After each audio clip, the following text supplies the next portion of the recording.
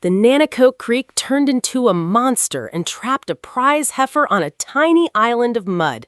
Harvey and Franklin didn't have a boat, so they decided to build a bridge out of trash while the bank collapsed. These two men are over 75, but they started dragging heavy barrels into the current like teenagers. The water rose 6 inches every hour, and that cow started screaming for help. Now, you might think two retired grandfathers should just stay inside and call the authorities during a flood. But when the county says they can't get a truck out until morning, a cow doesn't have that kind of time. I am Donna, the neighbor who watched the whole thing through my kitchen window with my binoculars. I saw exactly how they cheated death, and I'm going to tell you the one secret they found hidden in the weeds that changed everything.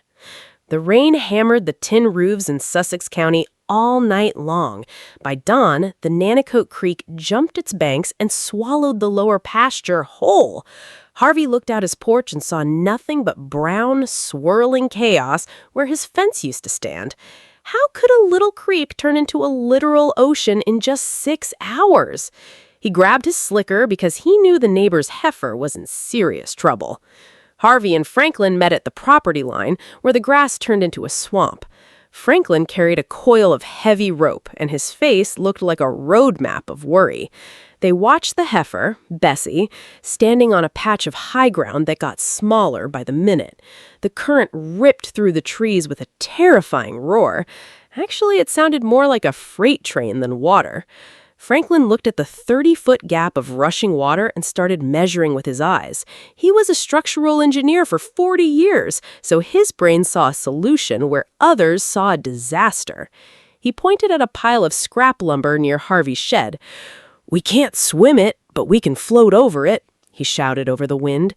It was a bold plan for two men with bad knees.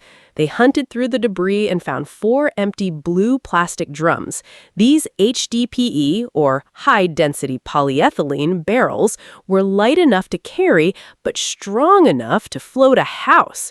Harvey rolled them through the muck while Franklin gathered 2x4 planks. Their hearts hammered against their ribs, but they didn't stop to catch their breath. Who else was going to save that poor animal? Harvey used his old shipwright skills to lash the barrels to the wooden frame.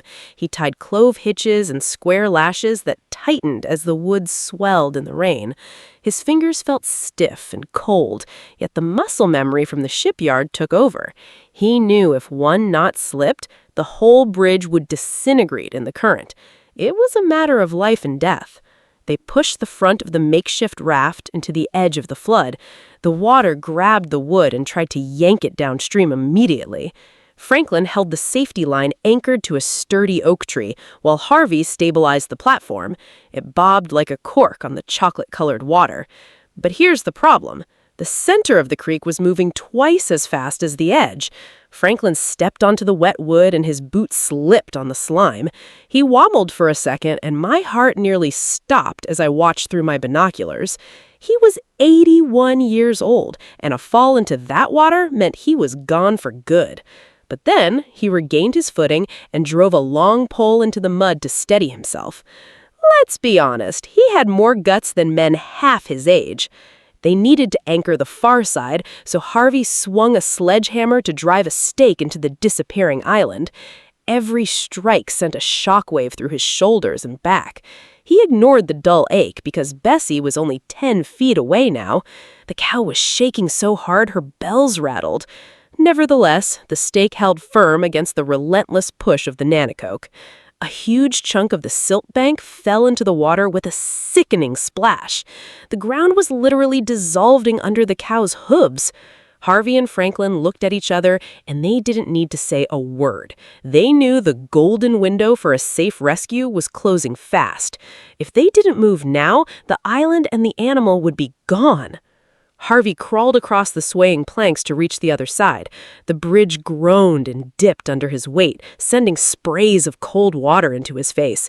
He felt the raw power of the creek vibrating through the wood. Was he scared? Of course he was scared, but he reached out a hand to settle the cow, but she stayed rooted to the spot. Why would a cow refuse to move towards safety? Harvey pulled on the halter, but 1,400 pounds of beef wouldn't move an inch. He yelled at her, he pushed her, and he even tried to entice her with a handful of dry grain. She just stood there and lowered her head toward a thick patch of tall marsh grass. It didn't make any sense at all. Then again, animals usually have a better reason for staying than we do for leaving. Harvey kicked aside a clump of weeds and saw a pair of tiny, flickering ears. A newborn calf lay curled in the mud, completely hidden from the shore. It was so small and so still that he almost missed it. The little thing was shivering and soaked to the bone. Now, just because Bessie was a cow didn't mean she was going to leave her baby behind to drown. "We've got a baby over here!" Harvey screamed back to the shore. Franklin's eyes went wide, and he immediately started checking the tension on the ropes again. They went from saving one life to protecting two in a split second. The stakes just doubled, and the water was now lapping at the calf's belly. In short, they were out of time. Harvey scooped up the 20-pound calf and tucked it inside his yellow rain slicker. The mother cow watched him with intense focus, but she didn't charge. She seemed to realize he was her only hope. Harvey carried the baby onto the floating raft and laid it on a dry burlap sack in the center. All of a sudden, the mother cow stepped onto the wood to follow. The bridge sank deep into the water as the massive heifer shifted her weight onto the planks. The blue barrels hissed as they were pushed almost entirely underwater. Franklin yelled for Harvey to move toward the center to balance the load. It was a delicate dance of physics and courage on a raft made of trash. Guess what? The wood held. The whole structure groaned and popped as they reached the halfway point. The current was at its strongest here, and the bridge tilted dangerously to the left. Harvey held the calf down while Franklin hauled on the rope with everything he had left. They were inches from the shore, but the bridge was starting to splinter. Regardless, they kept pulling. The front of the bridge hit the grassy bank with a heavy thud. Bessie didn't wait. She lunged for the solid earth and scrambled up the slope. Harvey jumped off right behind her with the calf still tucked under his arm. They reached the high ground just as the anchor rope finally snapped. The bridge disappeared downstream in a blink, but it didn't matter anymore. Harvey set the calf down on the dry grass, and the mother immediately started licking the salt off its face. Two old men stood in the rain, covered in mud and gasping for air. They looked like they had just gone 12 rounds in a boxing ring. They saved the lineage of the farm and proved that Sussex County grit never wears out. So you see, some heroes wear capes, but the best ones wear rubber waders. Those two men didn't wait for a rescue crew because they knew that waiting meant losing everything. Do you think the bond between a person and their land is strong enough to make an 80-year-old jump into a flood?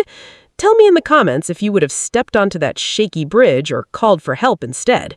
If you believe that age is just a number when it comes to true courage, subscribe to this channel and share this video with someone who needs a reminder of what grit looks like.